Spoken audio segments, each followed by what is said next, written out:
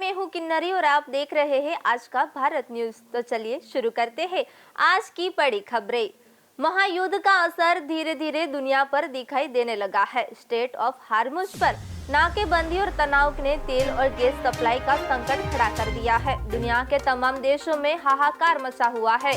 वही भारत में भी अब असर पड़ने लगा है। इसे बेअसर करने के लिए सरकार एक्शन मोड में है, लेकिन कई सेक्टर पर युद्ध की मार पड़ने लगी है। गैस संकट का भारत में असर दिखने लगा है। महानगरों में कॉमर्शियल गैस का संकट बढ़ गया है। वहीं मुंबई से बेंगलुरु तक होटल कारोबार पर संकट आ रहा है और अचानक इंडक्शन जैसे इलेक्ट्रिक सामान की खपत बढ़ गई है, क्योंकि कहीं ना कहीं जो गैस की सप्लाई प्रभावित हुई है, इसका बुरा असर अब नजर आने लगा है। कमर्शियल गैस की सप्लाई काफी बाधित हुई है और ऐसे में होटल इंडस्ट्री सबसे बुरी तरह से प्रभावित हो रही है और हॉस्पिटैलिटी सेक्टर पर इसका बुरा असर पड़ने लगा है। गैस संकट का भारत में दिखने लगा है सीधा सीधा असर। हॉस्पिटैलिटी सेक्टर पर भी इसका बुरा असर पड़ने लगा है। होटल इंडस्ट्री सबसे बुरी तरह से प्रभावित हो रही है। सप्लाई काफी बाधित हुई है और ऐसे में होटल इंडस्ट्री सबसे बुरी तरह से प्रभावित हुई है। कॉमर्शियल गैस की सप्लाई काफी बाधित हुई है। असर अब देखने को मिल रहा है। जो गैस की सप्लाई प्रभावित हुई है, इसका बुरा असर अब नजर आने लगा है, क्योंकि कहीं ना कहीं जो गैस की सप्लाई प्रभावित हुई है, इसका बुरा असर अब नजर आने लगा है।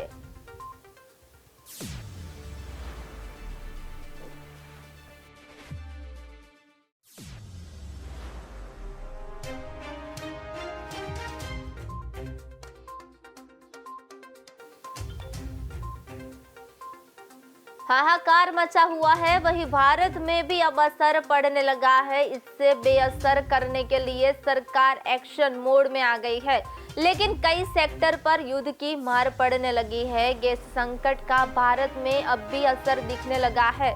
महानगरों में कॉमर्शियल गैस का संकट बढ़ा हुआ है। मुंबई से बेंगलुरु तक होटल कारोबार पर संकट आ गया है और अचानक इंडक्शन जैसे इलेक्ट्रिक सामान की खपत बढ़ गई है, क्योंकि कहीं ना कहीं जो गैस की सप्लाई प्रभावित हुई है, इसका बुरा असर अब नजर आने लगा है। कॉमर्शियल गैस की सप्लाई काफी बाधित हुई है और ऐसे में होटल इंडस्ट्री सबसे बुरी तरह से प्रभावित हो रही है और हॉस्पिटैलिटी सेक्टर पर इसका बुरा असर पड़ने लगा है।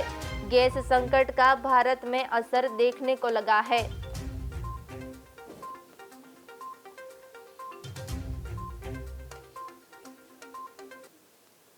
पॉपुलर यूट्यूबर और UK07 राइडर नाम से सोशल मीडिया पर पहचान रखने वाले अनुराग डोभाल इस वक्त अस्पताल में ICU में जिंदगी की जंग लड़ रहे हैं। आत्महत्या करने की कोशिश में उनकी कूल्हे की दोनों हड्डियां टूट गई है। इस गंभीर स्थिति के बीच उनके पिता ने अनुराग और उनकी पत्नी रितिका चौहान को अपनी अचल संपत्ति से बेदखल कर दिया है।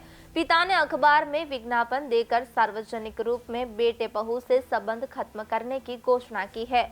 अनुराग के पिता जगदम्बा प्रसाद डोभाल ने देहरादून के एक अखबार में सार्वजनिक सूचना निकलवाई है। इसमें लिखा है, मैं अपने पुत्र अनुराग डोभाल और पुत्रवधू रितिका चौहान डोभाल को अपनी समस्त अचल संपत्ति से बेदखल करता हूं। भविष्य में इनके द्वारा किए गए किसी भी कृत्य व लेन देन के मैं स्वयं जिम्मेदार होंगे। मेरी और मेरे परिवार की कोई जिम्मेदारी नहीं होगी। यह विज्ञापन अब सोशल मीडिया पर तेजी से वायरल हो रहा है। बिग बॉस के कंटेस्टेंट रह चुके राइडर अनुराग डोभाल ने शनिवार रात इंस्टाग्राम पर लाइव आकर आत्महत्या करने की कोशिश की। उन्होंने लाइव में तेज रफ्तार में कार चलाते हुए डिवाइडर पर चला दी, जिसके बाद से ही उनकी हालत नाजुक बनी हुई है।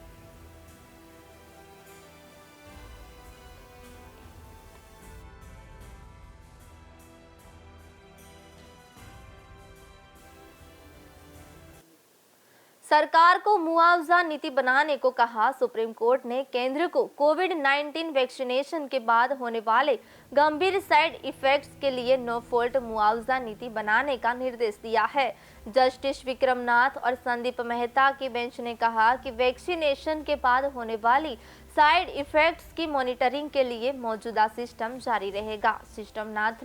जस्टिस नाथ ने फैसला सुनाते हुए कहा कि टीकाकरण के बाद होने वाले साइड इफेक्ट्स के साइंटिफिक असेसमेंट के मौजूदा सिस्टम को देखते हुए कोर्ट द्वारा नियुक्त किसी अलग एक्सपर्ट बॉडी की जरूरत नहीं समझी जाती है। बेंच ने साफ किया कि उसका फैसला किसी भी व्यक्ति को कानून में मौजूद दूसरे उपायों को अपनाने से नहीं रोकेगा। कोर्ट ने कहा, किसी तरह नो फॉल्ट फ्रेमवर्क बनाने का मतलब यह नहीं निकाला जाएगा कि भारत संघ या किसी दूसरे प्राधिकरण ने अपनी जिम्मेदारी या गलती मान ली है। टॉप कोर्ट ने उन याचिकाओं पर अपना फैसला सुनाया जिनमें यह आरोप भी था कि 2021 में कोविशील्ड वैक्सीन की पहली डोज लेने के बाद 2 महिलाओं की जान चली गई थी। याचिका में आरोप लगाया गया था कि वैक्सीनेशन के बाद दोनों को गंभीर साइड इफेक्ट हुए थे।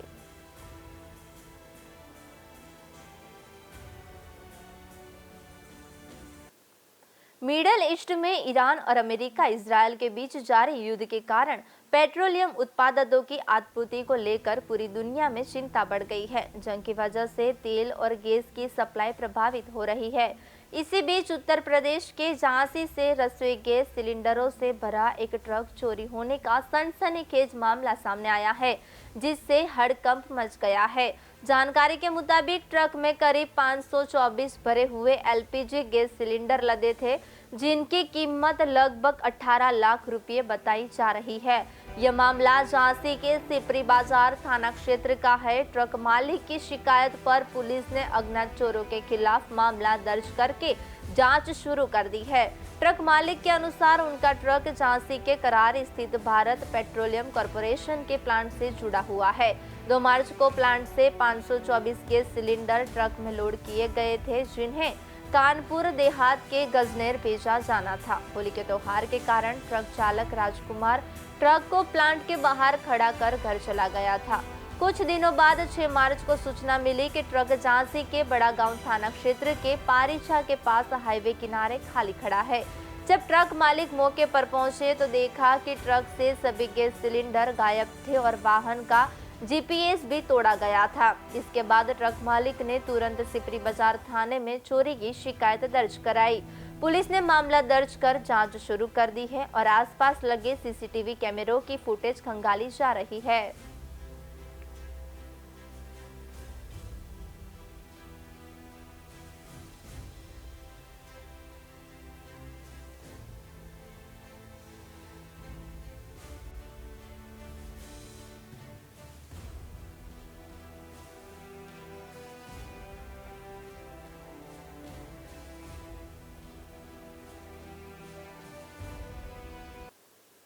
मथुरा में जेंद थाना क्षेत्र के एक गांव में स्थित एक भजन कुटी में एक साधु वेशधारी ने किशोर के साथ कुकर्म किया।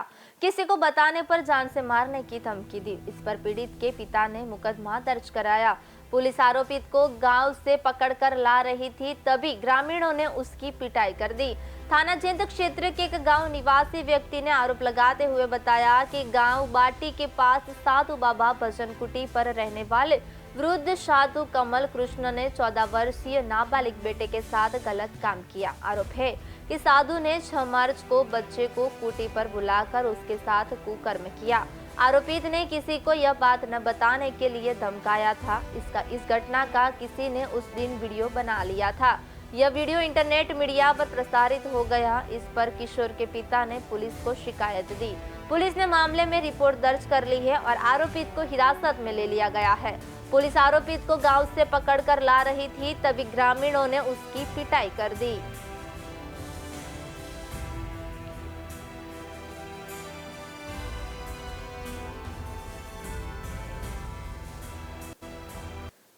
अमेरिका, इजरायल और ईरान जंग का आज 12वां दिन है। ईरान का कहना है कि अब तक हुए हमलों में 1300 से ज्यादा लोगों की मौत हो चुकी है और करीब 8000 घरों को नुकसान पहुंचा है। यूएन में ईरान के राजदूत अमीर सईद इरावनी के मुताबिक देश में करीब 9600 सिविलियन इलाकों पर हमले हुए हैं। इनमें घरों के अलावा बाजार, अस्पताल, मेडिसिन सेंटर्स और स्कूल भी शामिल है। वहीं ईरान ने इजरायल में हाइफा, येरुल्म और तेल अवीव पर मिसाइल हमले करने का दावा किया है। युद्ध का असर अमेरिकी सेना पर भी पड़ा है। अमेरिका के रक्षा विभाग के मुताबिक अब तक करीब 140 अमेरिकी सैनिक घायल हुए हैं। अमेरिका ने ईरान के साथ चल रहे युद्ध के पहले 2 दिनों में करीब 5.6 अरब डॉलर खर्च किए। ये जानकारी अमेरिका के रक्षा मंत्रालय ने संसद को दी एक रिपोर्ट में दी है। रिपोर्ट के मुताबिक युद्ध की शुरुआत में अमेरिकी सेना ने बड़ी संख्या में महंगे और आधुनिक हथियार इस्तेमाल किए। इनमें लंबी दूरी तक मार करने वाली प्रिसीजन गाइडेड मिसाइलें और दूसरे एडवांस हथियार शामिल हैं।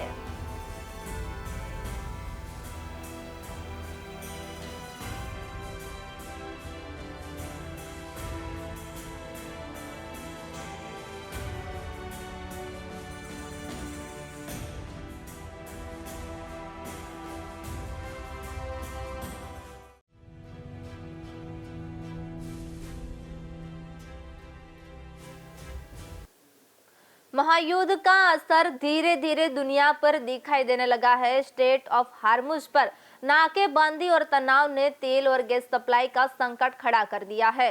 दुनिया के तमाम देशों में हाहाकार मचा हुआ है। वहीं भारत में भी अब असर पड़ने लगा है। इसे बेअसर करने के लिए सरकार एक्शन मोड में है, लेकिन कई सेक्टर पर युद्ध की मार पड़ने लगी है।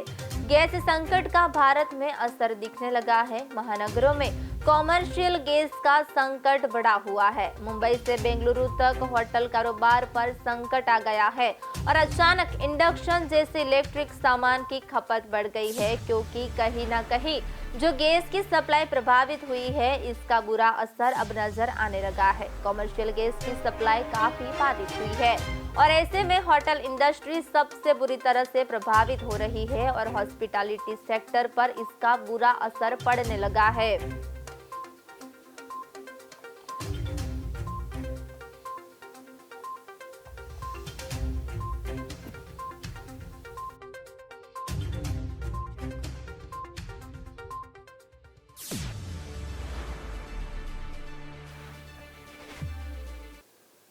फिलहाल के लिए बस इतना ही। देश और दुनिया की खबरों के लिए देखते रहिए आज का भारत न्यूज।